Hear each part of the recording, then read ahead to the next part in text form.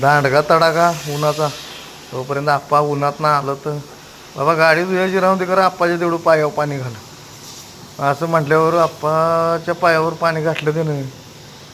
आणि मग तिकडे एक माणूस गाडी धुयाचं काम करीत होता. त्याला म्हटलं वरनं व्यवस्थित गाडी धुवून दे.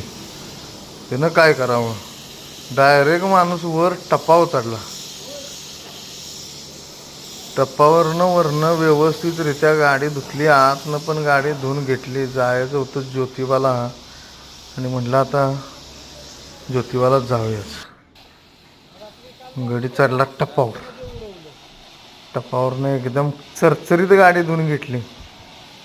व्यवस्थित गाडी धुवून काढ म्हटलं.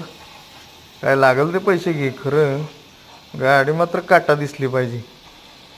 बघा कसं पाणी मारतो एकदम झकास.